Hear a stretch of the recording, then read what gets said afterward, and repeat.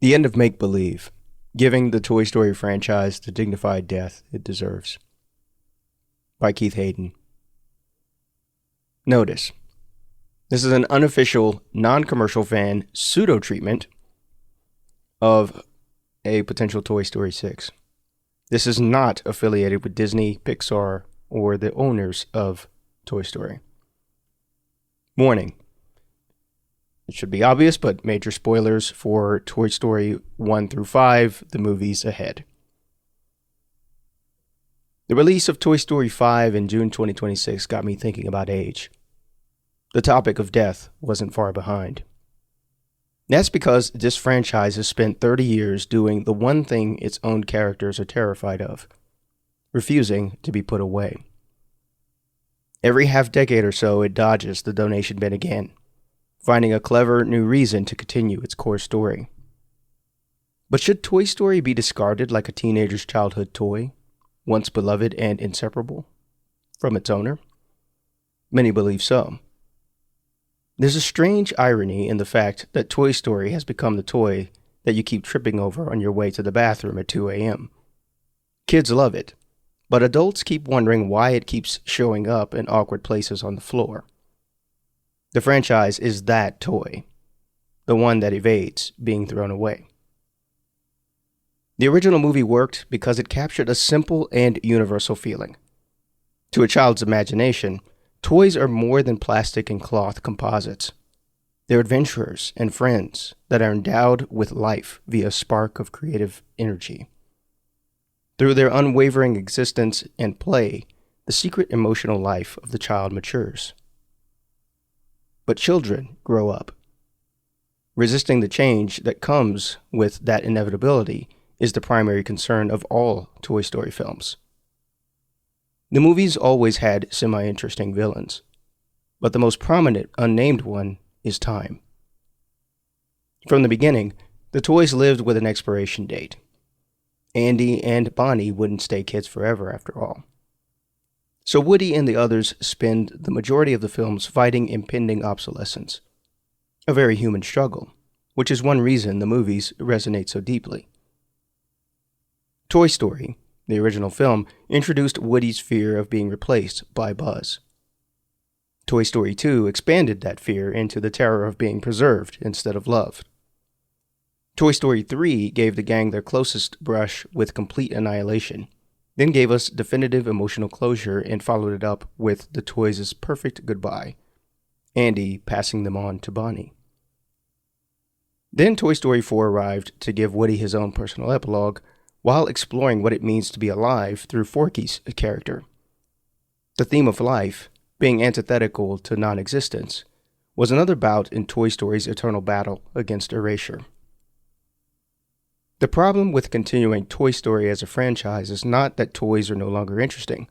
They're incredibly interesting. There are a million ways to remix the topic. But for the core cast, now 30 years on, watching them war against time is getting old. The films are obsessed with retelling the story of these toys over and over. It's become locked around one sacred set of characters: Woody, Buzz, Jessie, Rex, Ham, one of my favorites, the Spring Dog, and the rest. That set has remained emotionally fixed for 3 decades, while the world around it has changed dramatically. Meanwhile, the toys never age, except for Woody in the 5th movie. How many ways can you extend the timeline of their adventures? That's why when the marketing around Toy Story 5 focused on, quote, toys versus technology, end quote, I instantly knew where the movie was going. Time, the true enemy, has taken on another technological cowl. Reincarnated as Lilypad, the not iPad knockoff that threatens the relevance of the toys. A new form of the same antagonist. I haven't seen the movie, but judging by the trailers, we're in for another polished, if not formulaic, entry into this movie series that is terrified of being forgotten more than the toys that it features. Early reviews are positive, but for me, that's not the issue. The movie's probably good. And it has been rated as a good movie by critics and by audience. I don't even care if the only reason the franchise keeps going is to make money. What's more important to me is that they stop avoiding the mega boss that has been hovering over the entire Toy Story universe. If there's a Toy Story 6, which there likely will be, gotta end the second trilogy, you know. It should have Woody and company confront their chronophobia. It should be about what happens when the toys finally have to admit that no one is coming to play with them, or save them from that ruinous force that claims us all in the end. That's why below, I present my pseudo-treatment of that potential final Toy Story film.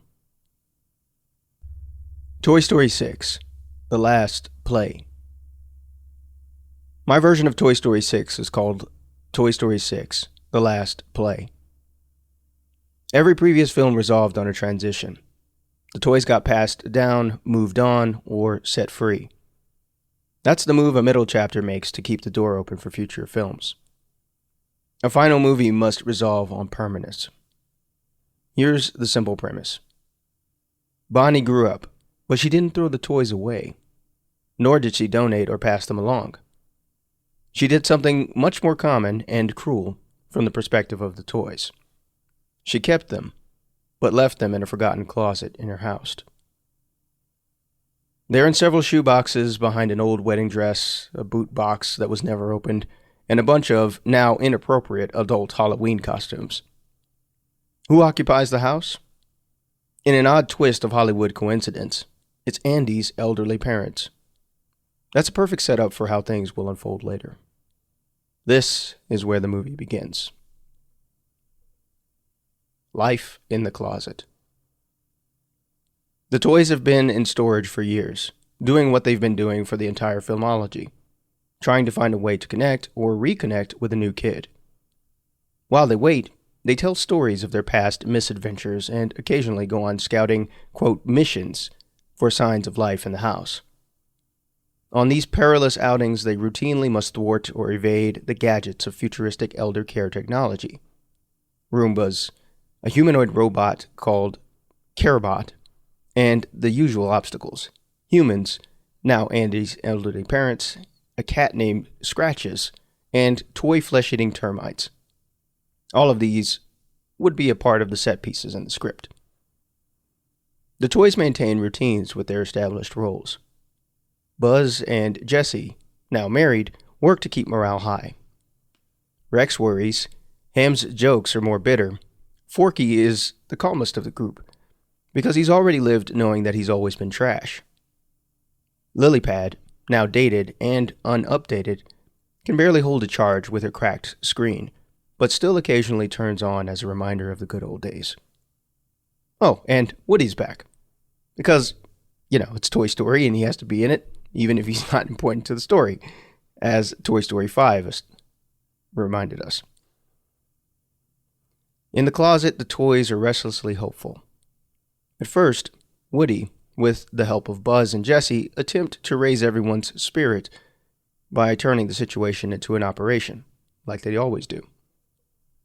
He figures there must be a way to get out, to find a new kid, to be loved and needed again, and in doing so, fulfill a toy's highest purpose. The door is just another wall to overcome.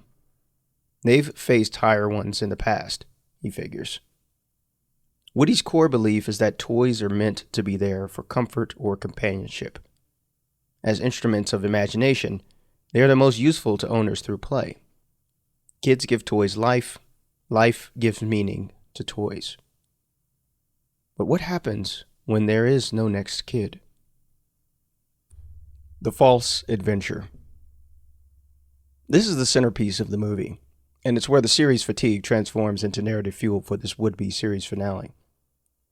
The central engine of the film is the toys' final adventure. At first, it plays like classic Toy Story. There's the plan. They use an old map of the house to mark rendezvous points. Great caution is taken to account for the above-mentioned hazards they must avoid or neutralize. The toys tell themselves they are searching for a way back into the world. This is a comforting stretch of imagination learned from previous owners. Reality is they are unconsciously drilling for the day Bonnie or Andy return, or when a new child arrives to restore their status as, quote, true toys. The adventure begins as hope. When the execution day arrives, they are all hyped with anticipation. But as the operation unfolds, the audience realizes the uncomfortable truth. The toys aren't being played with anymore.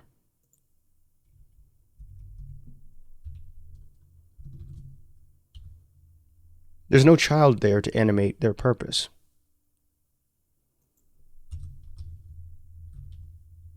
They are playing with themselves. The old Toy Story adventures were driven by a child's imagination. Andy made Woody brave Buzz fly and turned the bedroom into a frontier, space station, battlefield, or any other place. A child is the center point of a toy's universe, in constant creation and destruction. However, now the child is absent, and that universe has fallen to void. So the toys generate the story themselves. They create the mission because the cold space left by Andy and Bonnie has become unbearable. And so once again, the house becomes a backdrop for an epic action figure-sized journey to give them something to cling to in the purgatory of the closet. This is where the movie becomes about the loss we all face when crossing the threshold from kid to adult. Because when you're young, everyone appears concerned about what you'll do with your life. Parents, teachers, and other authorities treat your improbable dreams with tax audit seriousness. Things change when adulthood arrives like a glass of cold water to the face. You say you want to be a novelist? You say you want to build something. That's cute. Suddenly, no one believes you. The world becomes indifferently mean. Slowly, it sinks in. Nobody is coming to preserve your adolescent ambition. Make-believe is over. Time to get a real job, to join the suffering procession to irrelevance, and eventually death. There will be no great escape or deus ex machina moment to spring you from the closet. This is the true emotional premise of Toy Story 6.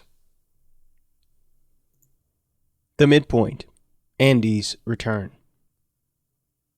In the middle of the film, during the toys' make-believe final mission, they hear an unfamiliar voice in the house. At first, they freeze. Do their plastic ears confuse them? No, it's real. With an older, time-wrung tone, they recognize the voice of Andy. They have no idea why he's in the house, but it doesn't matter. This is it. If they can get his attention, maybe he'll remember. Surely he'll remember all the good times in the bedroom playing cowboys and space rangers. Then the good times can return again.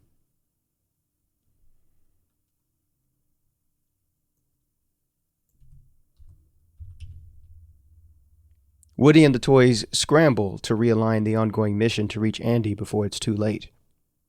Dramatic desperation causes them to make mistakes. The execution is sloppy. But if they can just get to him. Andy asks his parents in between more serious matters of medication and grown-up life, "What did she ever do with those old toys?"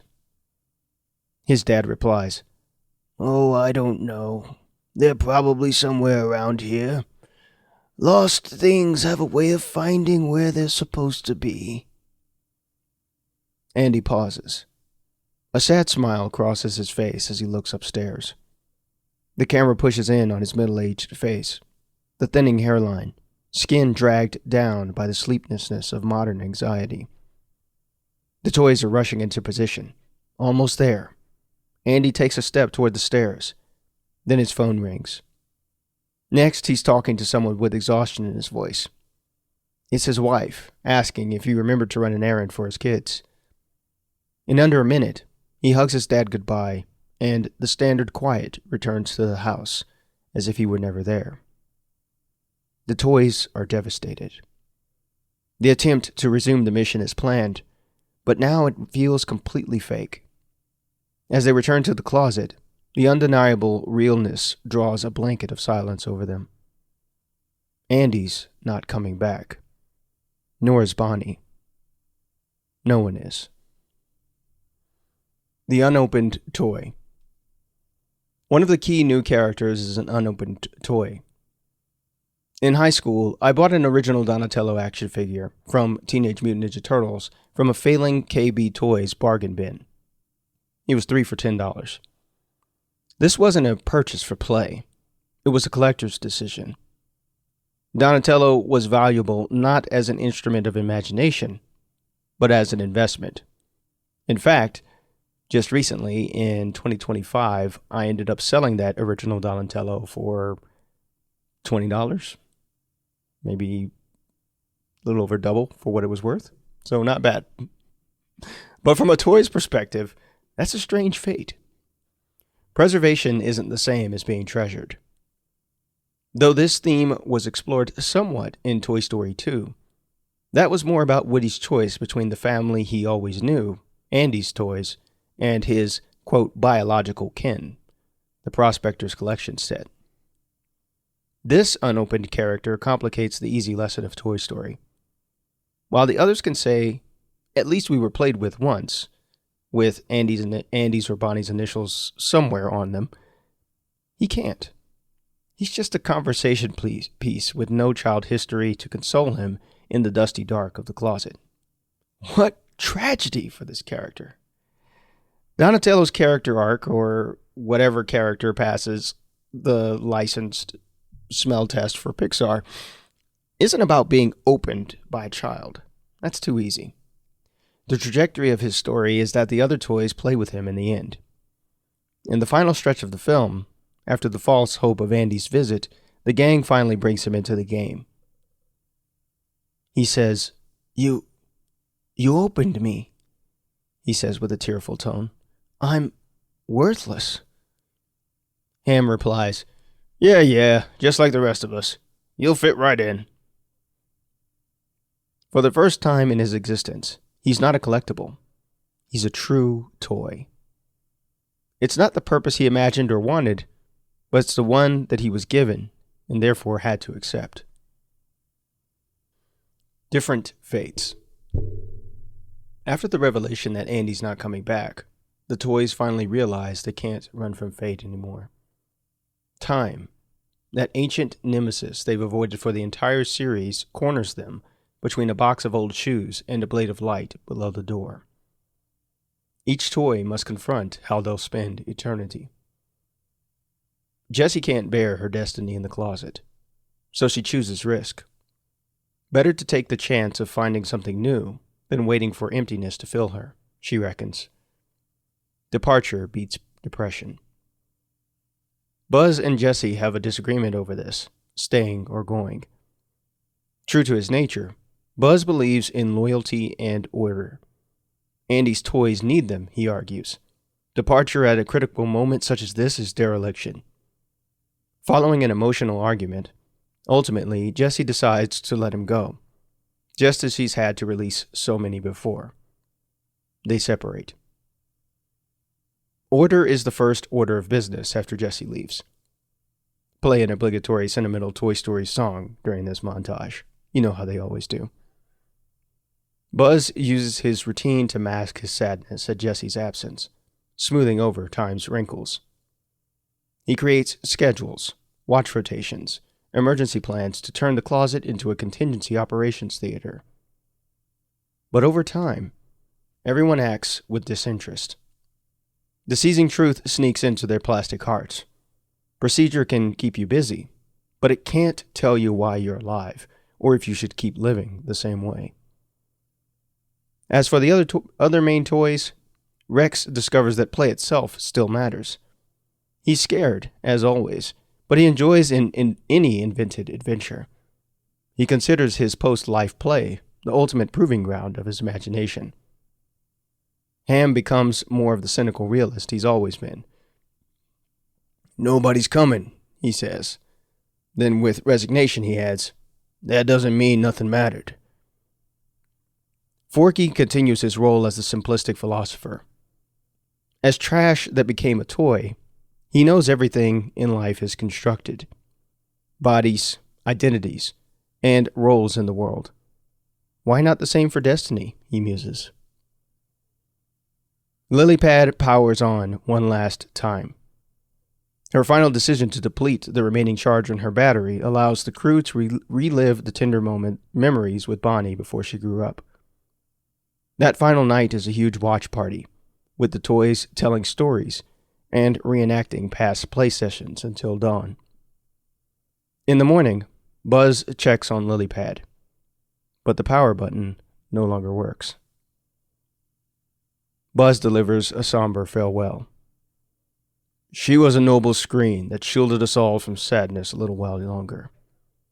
May the pond in the clouds keep her back up in memory. In the back of the ceremony, Donatello comes to terms with arriving too late for playtime, but on time for eternity. And Woody must face the most difficult truth.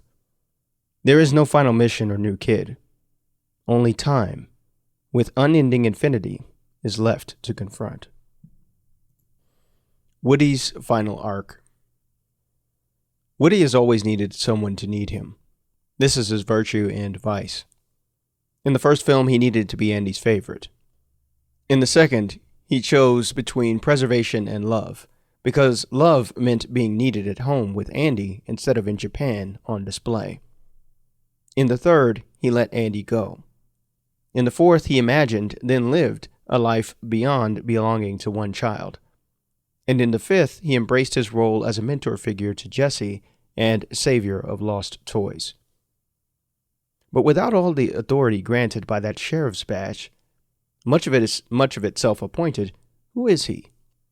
What lies behind the stuffing and stitching?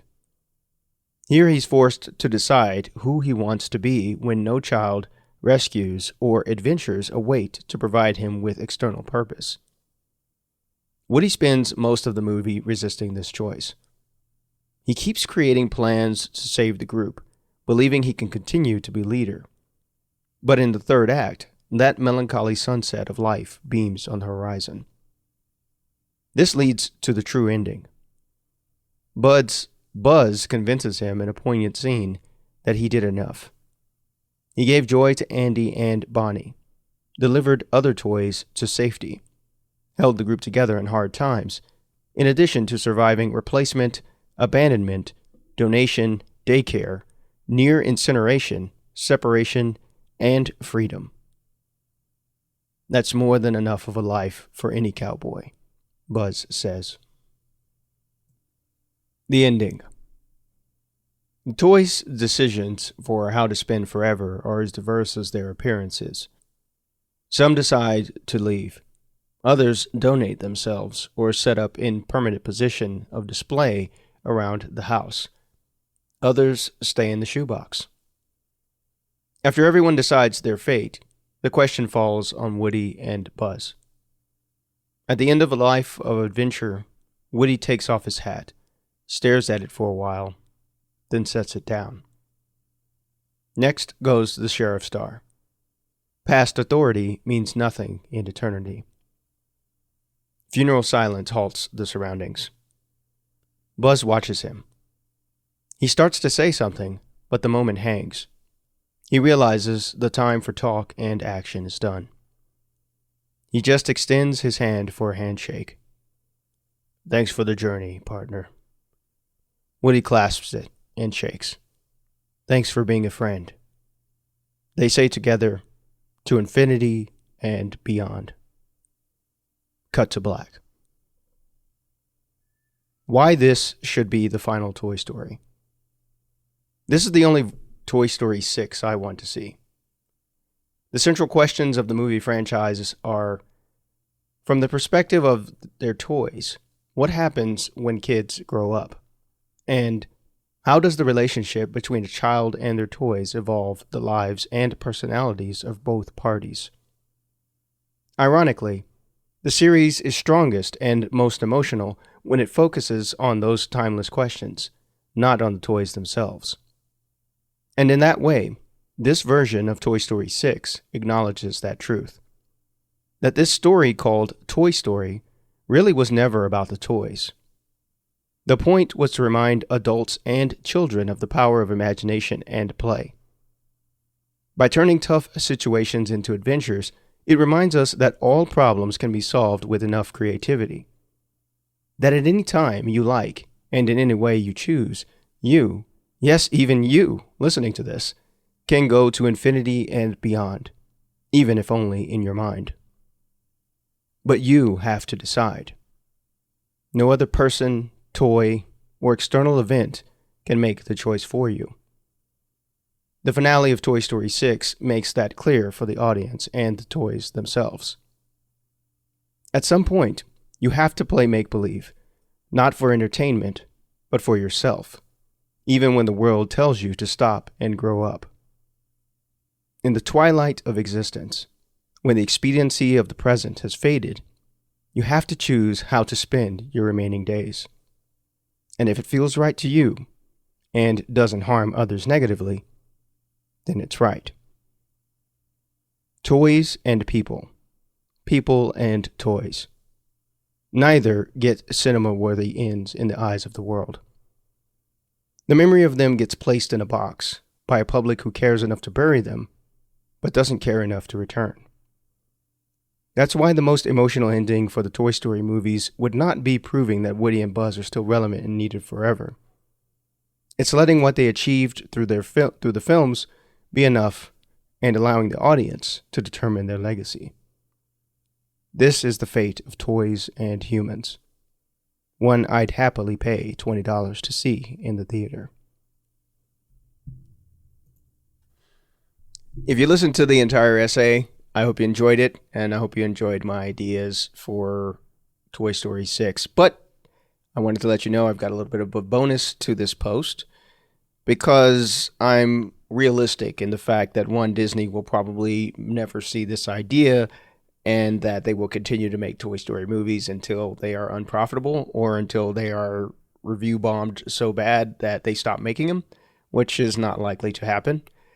So I decided to make my own version of this Toy Story 6 with original characters, with a scenario based off of my childhood experience with my favorite toys. If you're interested in reading or listening to the prologue of this story, then I invite you to check out Outcast Toys, my interpretation of this Toy Story 6 idea. If you are a fan of Toy Story, or just a fan of toys, especially if you have kids, or if you grew up playing with action figures, or if you're an adult and you still love action figures, then you will probably find something to love about what I've written here. Who knows? It might become the next rival to Toy Story someday. I hope you enjoy it. Check it out at wherever the link is. I don't know how I'm going to situate these links. I'm just recording this after I've recorded the entire essay, but you'll find it somewhere around this Toy Story essay. Thanks for your time. And if you have comments or feedback about this essay, I'd love to hear your reactions to it, your thoughts about this potential Toy Story idea, your thoughts on the franchise. Are you loving it? Are you tired of it? Do you want to see it continue in perpetuity? Let me know. Thanks for listening. Thanks for reading.